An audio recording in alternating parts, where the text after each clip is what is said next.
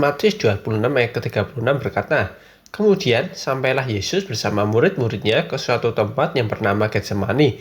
Lalu ia berkata kepada murid-muridnya, 'Duduklah di sini, sementara aku pergi ke sana untuk berdoa.'" Getsemani artinya Bukit Zaitun, tempat pemanasan minyak, sebuah taman yang terkenal karena rentetan berbagai peristiwa sebelum penyaliban Tuhan Yesus terjadi. Taman Getsemani adalah tempat pemanasan minyak zaitun karena letaknya yang disebut Bukit Zaitun. Bukit Zaitun tidak hanya disebutkan saat peristiwa Yesus ditangkap, tapi juga disebutkan sebagai tempat di mana Yesus berkhotbah tentang akhir zaman, bermalam, dan naik ke surga. Bahkan disebutkan juga bahwa ketika Tuhan Yesus kembali lagi, dia akan kembali di tempat yang sama ketika dia terangkat, yaitu di Bukit Zaitun. Pohon zaitun sendiri sangat bermanfaat karena menghasilkan minyak yang mahal dari buah zaitun, dan pohon zaitun sendiri dianggap sebagai raja pepohonan karena minyak zaitun digunakan sebagai upacara pemberian mahkota kepada raja lambang kekuasaan. Selain hanya banyaknya kegunaan pohon zaitun akan menghasilkan banyak tunas baru ketika ditebang. Ini adalah analogi Kristus yang mati di kayu salib sehingga muncul tunas-tunas baru. Dan kitalah tunas-tunas baru itu, yaitu para murid-muridnya. Ini juga adalah analogi pengorbanan Kristus yang menjadi pendamai antara manusia dan Allah.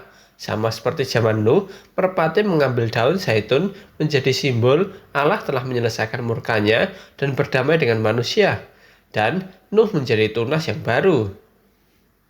Kejadian 8 ayat ke-11 berkata, "Menjelang waktu senja, pulanglah burung merpati itu mendapatkan Nuh, dan pada paruhnya dibawanya selai daun zaitun yang segar. Dari situlah diketahui Nuh bahwa air telah berkurang dari atas bumi." Lalu, jika kita tarik jauh lagi ke belakang, Taman Getsemani menjadi pembanding Taman Eden.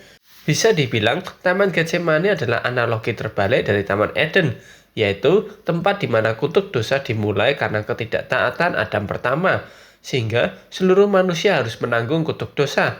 Sedangkan Taman Getsemani adalah tempat di mana kutuk dosa akan diakhiri oleh Adam kedua, yaitu Tuhan Yesus.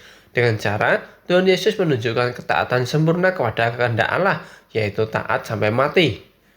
Matius 26 ayat ke-39 berkata, "Kemudian ia maju sedikit, lalu sujud dan berdoa, 'Ya Bapakku, jikalau sekiranya mungkin, biarlah cawan ini lalu dari hadapanku, tetapi janganlah seperti yang ku kehendaki, melainkan seperti yang Engkau kehendaki.'" Jadi, Taman Getsemani menjadi peringatan bagi kita bahwa Tuhan Yesus telah menang atas percobaan dengan cara taat pada kehendak Allah sampai mati. Dan akibat ketaatan Tuhan Yesus, kita telah dibebaskan dari kutuk dosa dan kini hidup merdeka di dalam Kristus.